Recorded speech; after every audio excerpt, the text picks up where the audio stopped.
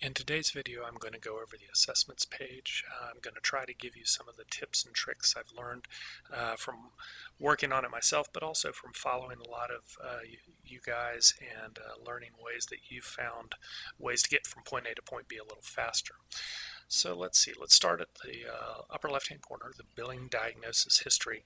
This is basically a long list of everything they've pretty much been seen for, and if they've been patients here prior to October 1st, 2015, it's going to show a mix of ICD-9 and ICD-10 codes. Now this can sometimes be visually clunky. You can directly add a code from here if it's in ICD-10 format. You simply click on it. But if visually there's a bunch of these, you're like, oh, geez, I don't want to look through all those old ICD-9 codes because some of our patients have hundreds. If you click on code and click a second time, there you go, it actually starts sorting it by letter and then by number. Now keep in mind, if there's a V, that's an old ICD-9 V code, but everything under that will be new ICD-10 codes. So that's a quick way to sort your ICD-9s from your ICD-10s, which I found to be helpful if you're pulling these in. The other next things you've got, you do have your chronic problems, clinical problems, if you've been adding these in.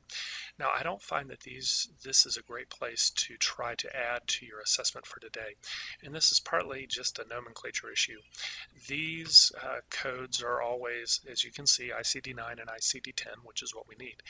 These are SNOMED codes at their root, and they may or may not directly map to the ICD-10 code that you're thinking of.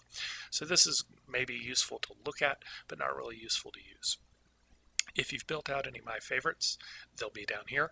If you want to do my favorites, I've done a video on this already, so you can go check that one out. I highly recommend building my favorites. It'll save you time in the long run. Finally, the primary way to add particularly a new diagnosis is using this button here. This button launches what's called IMO, which is a third-party program that DeKalb has to help us code a little more accurately. So in this, you've got three fields that you can see. So this is where you'll do your search. You've got assessments and problems. The difference between these two, an assessment primarily is going to be something that you're seeing them for that day, whereas problems are things that are most likely ongoing issues. So for example, the URI, you wouldn't expect that to be a problem. However, the hypertension is probably going to be an ongoing issue. Another thing for demonstration purposes down here, there are some things such as a stroke which you are not going to necessarily manage long term, but it is useful to know if somebody's had a stroke or a heart attack or something like that. So you can use the prefix when you're searching the history of and add that to the problem list. Now the way you get things into either assessments or problems is down in this bar.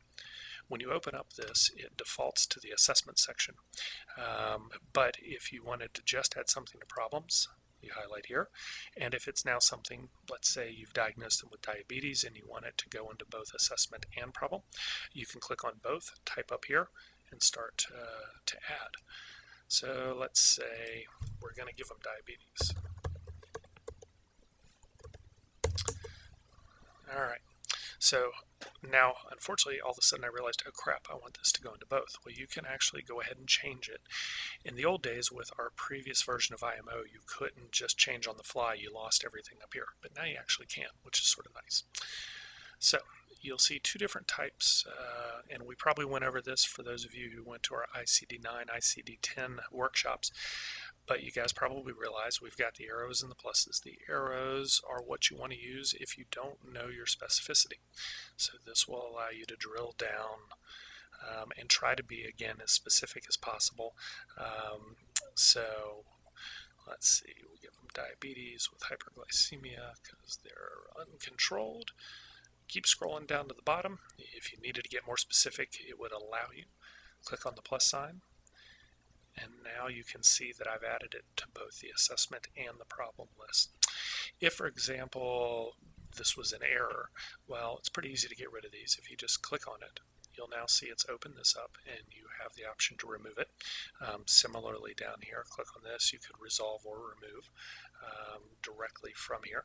So let's say that they had a gastric bypass and they've cured their diabetes. You may actually want to remove it or change it to history of diabetes, which may be a little more accurate at that point. But once you've got this all in here, you can save and close. And as you see, it's now been added to my today's assessment list. It also was added to my clinical problems list, and it's also up here now on my diagnosis list. Now, if that's an error, you can actually remove it from here. The other thing that you can see, well, I'll show you how to remove. Click.